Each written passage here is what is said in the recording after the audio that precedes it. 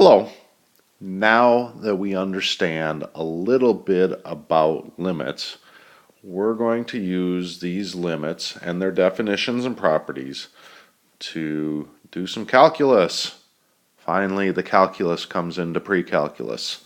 So, first we're going to start out with the tangent line problem. So at the end of this lesson, you will be able to use tangent lines to approximate the slopes of graphs at a point. You'll also be able to use the limit definition of slope to find the exact slopes of graphs, and you'll find derivatives of functions and use derivatives to find slopes of graphs. Let's begin. What you see before you is a graph of the function f of x equals negative x squared plus 8x minus 9. And you also see 3 points listed on the graph. Point A at 2, 3, point B at 4, 7, and point C at 6, 3. What may be less obvious on the graph is that there are straight lines also passing not only through, let me rephrase this. The points are on the parabola, f of x. Also going through the points are straight lines. You'll notice that through point A, there is what looks like a green line. Through point B, something that looks like a blue line, and through point C, something that looks like an orange line. Okay, they may be hard to see because the resolution ain't great, but they are there. And what I want to know is I want to know what are the slopes of the lines passing through points A, B, and C. But before we do that, I want to know, what do we call these straight lines passing through points A, B, and C? And you should know from the name of the lesson that these are called tangents. And a tangent is a line that passes through one and only one point on a curve, meaning it goes right close to a curve, touches at one point and one point only, and then the curve veers away from that line again. So remember that graphing is a great tool for us, but it is not precise. And so it is hard to find an exact tangent of a curve graphically. However, we can approximate the slopes of functions at a point by selecting 2 points on the graph and calculating the slope of the line that connects those 2 points. So if you remember, 2, 3 was point A on our parabola, and I've also selected the point 3, 6, and I've drawn a line between those. What I want you to do is I want you to find the slope of that blue line that intersects points 2, 3 and 3, 6. And we're going to use that as an estimate of the slope of the function when x equals 2. So pause the video and take a minute to find the slope. Now that you've done that, let's work through it together. So slope equals, I used the wrong tool. Slope equals rise over run, which is also equal to the change in y over the change in x, which equals, well, it starts at 3 and ends at 6. So from 3 to 6 over 3 minus 2. And that equals 3 over 1, which equals 3. Now, let's check my highlighted box and see if I did correctly.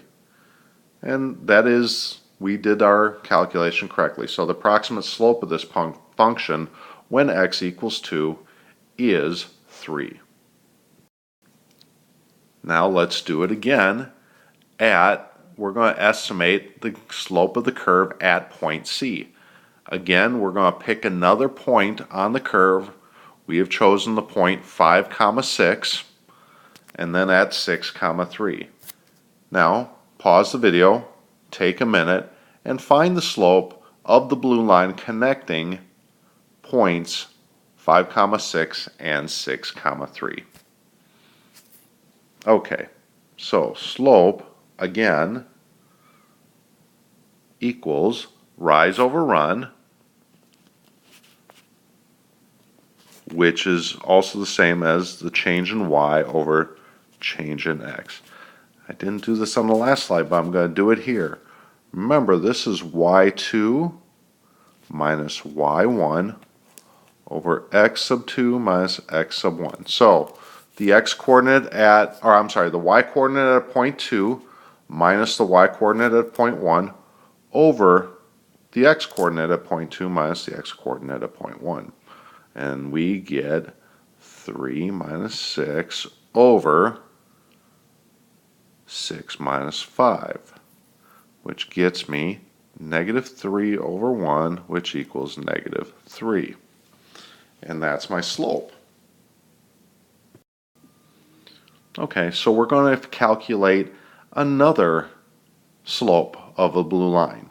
But this time you'll notice that, again, I have point C, but this time the point that I connected to point C with the blue line is closer to point C.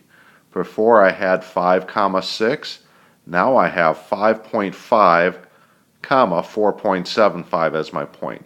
So what we're going to do is we're going to take a minute and calculate the slope of the blue line to estimate the slope of the line at point C. Okay, take a minute and do that. You will notice that slope is equal to change in y over change in x, rise over run, right? So 3 minus 4.75 over 6 minus 5.5. And that gets me 1.75, but negative, over 0.5. So that is 1.75 times 2, which is going to be 3.5. Negative 3.5 is my slope. So my question for you now is, do you think this estimation is closer to the actual slope when x equals 6 than in the previous slide? I think it's pretty easy to see that the slope, as the second point gets closer and closer to point C, the slope becomes a more accurate estimate of the actual slope of the tangent line at point C. Here's a burning question. How far from x equals 6 should we place our other point on the function to get an exact slope of the function when x equals 6? To answer this, we're going to assign this distance a variable, and we're going to call it h. So this would be the delta x, and we're going to compute the slope of the line using this delta x. Delta x is kind of messy, so we're going to call it h. Now, using our, using our definition of slope, I know that my rise over my run is my slope. And my rise, my change in y, is simply f of 6 plus h minus f of 6. So the change in my y coordinate. And I've already told you the change of x is h. And so we plug those numbers in to my function. Remember, the function up here is at negative x squared plus 8x minus 9. So when I do that, we get the best estimate when h equals 0, but we get jazz hands when h equals 0. So we need to make an adjustment. And what do you think we need to do? We need to evaluate the limit as h approaches 0. So the limit of as h approaches 0 of that hot mess in the numerator divided by h in the denominator. Looks pretty messy right now, but it should simplify very nicely. We're going to square that 6 plus h polynomial, and we're going to distribute the 8 into 6 plus h and see if we can simplify. When we do that, we get this. Now I'm going to distribute the negative outside of the first set of parentheses. That negative right there is going to get distributed. Let me erase that so we can see what we're doing again. And when I distribute the negative, I get that. Now I got something I can simplify. The negative 36 and the positive 48 are like terms. The negative 12h and the positive 8h are like terms. This negative 9 and this negative 3 are also like terms. When I do all this simplification, let me erase, and then we'll do this simplification, I get this. Oop, I didn't subtract that last 3 yet, so now I'm going to do that. And now, to get to my next step, I'm going to factor an h out of the numerator. So I get that. And then I can cancel. And I get that. And now I can direct substitute 0 in for h, and I get the answer. The slope of this curve is negative 4 when x equals 6. We call this the derivative of f of x at x equals 6. Okay? There are two different ways that we can signify this. Right down here, these are two different notations for the derivative. However, this process only gives us the derivative at one point. We should be able to develop a method or a function that will give us the slope of the function wherever we want. Furthermore, we can do this using the same approach. So instead of evaluating this at x equals 6, we're just going to use x. Again, there's a reminder as to what our function is. And remember, the slope of that function is defined thusly. Now, we're going to evaluate f of x plus h, because this gets a little hairy, so let's just break this up into parts. F of x plus h is this. Basically, I just substituted x plus h. See the x plus h there? Goes every place where you see an x. So, x plus h goes there, x plus h goes there. Let me erase that stuff real quick. And then we could get back to business. Now, when I do that, when I square that polynomial, I get this, and I distribute the 8, I get that. Now I'm going to distribute this negative, and I get this. Pause anytime if you need some time to make sense of this. There are no like terms here, so I can't simplify any further. However, we've only evaluated f of x plus h in the numerator. Let's do the entire numerator.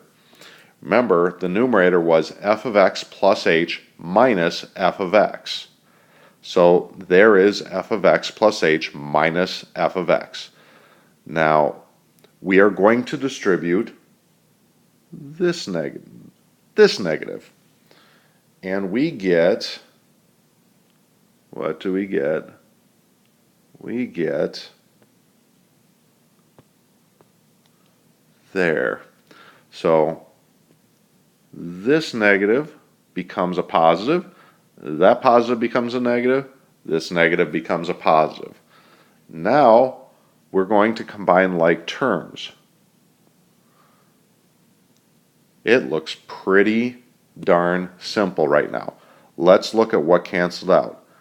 This x squared is negative. It cancels out with this positive x squared.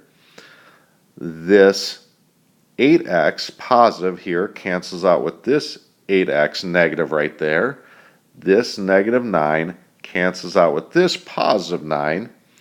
And look at what you got left. You got negative 2xh minus h squared plus 8h. So now what we are going to do is we are going to factor out our h, and we get that. Now that we've evaluated the numerator, let's evaluate the function for the derivative. And remember, the function is the limit as h approaches 0 of, we just found that numerator, over my delta x, which is h. Now I can cancel the h's in the numerator and the denominator, and I'm left with that. And now I can direct substitute 0 in for h, now that I've gotten h out of the denominator. And when I substitute 0 in for h, well, then simply this guy right here becomes 0, and I'm left with negative 2x plus h. And this is your function, which is the derivative of f of x. And that brings us to our next definition. A derivative is a function that gives you the slope of another function. And we just found the derivative of f of x, and we've annotated it as f prime of x. See the prime mark right there. So that concludes our lesson. We were able to use tangent lines to approximate slopes of graphs at a point. We were able to use the limit definition of slope to find exact slopes of graphs at points, and we were able to find derivatives of functions, and we can use those derivatives to find the slopes of graphs at points. Thank you.